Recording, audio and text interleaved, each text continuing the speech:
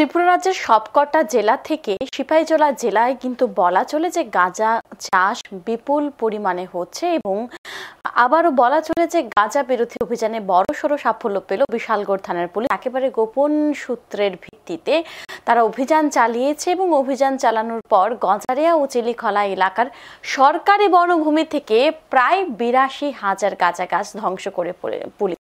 এবং দেখা যাচ্ছে যারা গাঁজা ব্যবসার সাথে যুক্ত বা যারা গাঁজা চাষ করছে তারা মূলত সরকারি যে বনভূমি রয়েছে সেই সরকারি বনভূমিকেই কিন্তু তারা একেবারে বাছাই করে নিচ্ছে এবং বৃহস্পতিবার সকাল থেকে দুপুর পর্যন্ত চলে পুলিশের এই অভিযান এবং গোপন সংবাদের ভিত্তিতেই কিন্তু সেই অভিযান করা হয়েছে। এবং বিশালগড় থানার ওসি সঞ্জিত সেন জানিয়েছেন যে গোপন সংবাদের ভিত্তিতে সকাল ৭টা থেকে গাঁজা বিরোধী অভিযান শুরু করা হয় এবং সিআরপিএফ পুলিশ ও টিএসআর জওয়ানরাও এই গাঁজা বিরোধী অভিযানে সামিল হয়েছেন, যে সরকারি বনভূমিতে এই গাঁজা গাছগুলি লাগানো হয়েছে বলে তিনি জানিয়েছেন। এবং বিস্তারিত কি রয়েছে এবং যারা পুলিশের কি বক্তব্য রয়েছে এই বিষয়ে আমরা শুনবো একবার।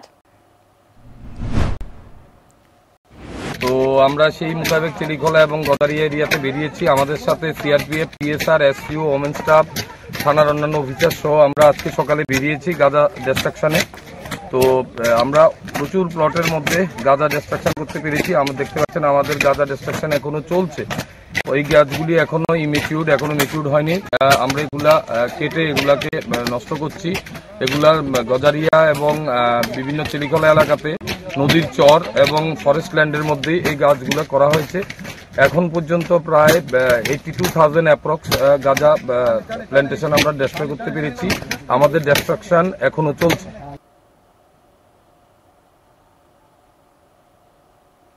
তাদের এই অভিযান জারি থাকবে বলেও জানিয়েছেন তিনি। এখন সময় বিরতির, সঙ্গে থাকুন।